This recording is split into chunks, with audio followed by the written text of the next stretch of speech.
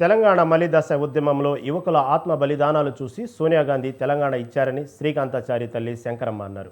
తెలంగాణ ఇచ్చిన సోనియా గాంధీ రుణం తీర్చుకోవాలని కాంగ్రెస్లో చేరానని, బీఆర్ఎస్ ప్రభుత్వంలో ఉద్యమంతో సంబంధం లేదని, ఇతర పార్టీ నాయకులకు పదవులు కట్టబెట్టారని ఆరోపించారు. ఉత్తమ్ కుమార్ రెడ్డి కాంగ్రెస్లో తగిన గుర్తింపు కల్పిస్తామని హామీ ఇచ్చారంటున్న శంకరమ్మతో మా ప్రతినిధి రాజు ఫేస్ టు ఫేస్. మలిదశ ఉద్యమంలో తొలి అమరుడు శ్రీకాంతాచారి తల్లి శంకరమ్మ బీఆర్ఎస్ను వదిలి కాంగ్రెస్ పార్టీలో చేరారు. ప్రస్తుతం మనతో పాటు ఉన్నారు. ఎందుకు పార్టీ మారాల్సి వచ్చింది ఏంటనేది తెలుసుకునేటటువంటి ప్రయత్నం చేద్దాం. అమ్మ, కాంగ్రెస్ పార్టీలోకి ఎందుకు చేరబోతా ఉన్నా, ఎందుకు చేరారు అసలు? రాష్ట్రం కోసం నా కొడుకు చనిపోయిండు. నా కొడుకే కాదు, 1000 మంది పిల్లలు చనిపోయారు.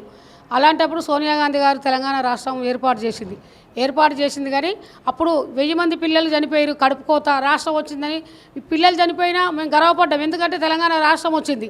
దాంతోపాటు కేసీఆర్ విద్యార్థులు, ఉద్యోగులు, ప్రతి ఒక్క సబ్బండ జాతి తెలంగాణ రాష్ట్రం మీద నీళ్లు తాగకుండా, నిధులు తాగకుండా వాళ్ళు ఎంత పోరాడుతున్నా తెలంగాణ రాష్ట్రం వచ్చింది. ఆ రాష్ట్రం ఉన్న గవర్నమెంట్లో 10 సంవత్సరాలు పనిచేసినాము.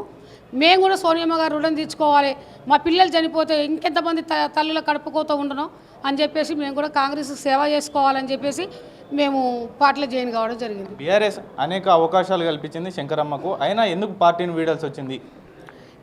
నాకు అనేక అవకాశాలు కల్పించారంటే ఒకరొకరు మినిస్టర్లు కూడా మారిరు, ఎమ్మెల్యేలు కూడా మారిరు.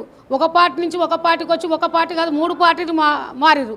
వాళ్ళని ఏం చేస్తున్నారు? ఇవాళ మేము రాష్ట్రం ఇచ్చిన సంతోషానికి నేను కాంగ్రెస్లో పనిచేస్తున్నా. మరి వాళ్ళు పదవులు ఇచ్చినాక కూడా పదవులకు రాజీనామా చేసి మరి కాంగ్రెస్ పార్టీలో చేరి వాళ్ళ గురించి ఏమందాం? అది కాదు లెక్క. కానీ మా పిల్లల కోసం నాకు సోనియమ్మ గారు ఇచ్చిన అభిమానం కోసం కాంగ్రెస్ పార్టీలో జాయిన్ అయినా. కాంగ్రెస్ పార్టీలో కూడా రేవంత్ రెడ్డి గారు పార్టీ లేకముందు, ఆయన ముఖ్యమంత్రి కాకముందు ప్రతిసారి శ్రీకాంతాచారి కుటుంబానికి అన్యాయం అయిందని వెంకరెడ్డి గారు, రేవంత్ రెడ్డి గారు, మన రఘునందన్ రావు గారు ఆ మీడియాలో, సోషల్ మీడియాలో వచ్చినప్పుడు నేను సంతోషించేదాన్ని. మీ గుండెలలో ఉన్నాడు నా కొడుకు, నా కొడుకుని ఇంకా మీరు మర్చిపోలేదా, నా కొడుకు త్యాగం అంత గొప్పదని నేను గర్వపడేదాన్ని.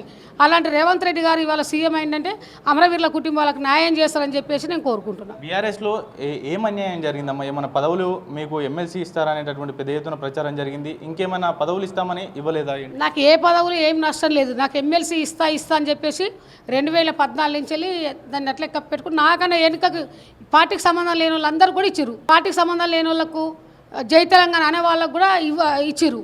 నేనేం పాపం చేసినా నా కొడుకు ప్రాణమే ఇచ్చింది కదా అన్న బాధ ఒకటే తప్ప ఏం లేదు.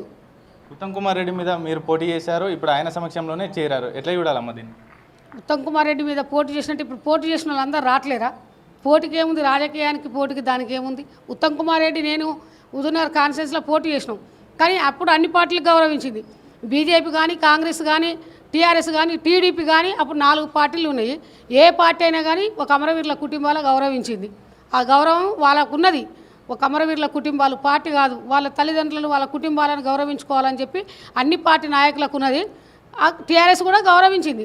కానీ మా 14 సంవత్సరాలు నేను పార్టీలో పనిచేయబట్టి మరి ఎవరెవరో సుఖపడుతున్నారు. ఎవరెవరికో మంత్రి పదవులు, ఎవరెవరికో ఎమ్మెల్సీ, కార్పొరేషన్ చైర్మన్లు.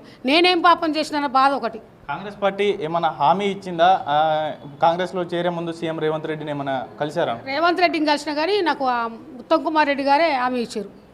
ఏమన్నా పదవి, ఎమ్మెల్సీయా లేకపోతే ఇంకేమైనా పదవి ఇస్తారు? ఎమ్మెల్సీగా పదవి ఏది ఇస్తారో కానీ గౌరవించుకుంటా నీకు పదవి ఇస్తామన్నారు. ఇంకా పదవి ఏదనేది నాకు తెలియదు. ఇది ఓవరాల్గా శ్రీకాంతాచారి తల్లి శంకరమ్మ చెప్తున్నటువంటి మాట. ఎట్టి పరిస్థితుల్లో అటు తెలంగాణ ఇచ్చిన తల్లి సోనియా గాంధీ రుణం తీర్చుకునేందుకే కాంగ్రెస్ పార్టీలో చేరాను తప్ప ఎటువంటి పదవులకు కాదు. అయితే కాంగ్రెస్ పార్టీ నుంచి స్పష్టమైనటువంటి హామీ ఉంది, ఉత్తమ్ కుమార్ రెడ్డి గారు ఇచ్చారంటూ కూడా ఆమె తెలుపుతున్నటువంటి పరిస్థితి అయితే ఉంది. కెమెరా పర్సన్ అఖిల్తో రాజు, స్వతంత్ర టీవీ, హైదరాబాద్.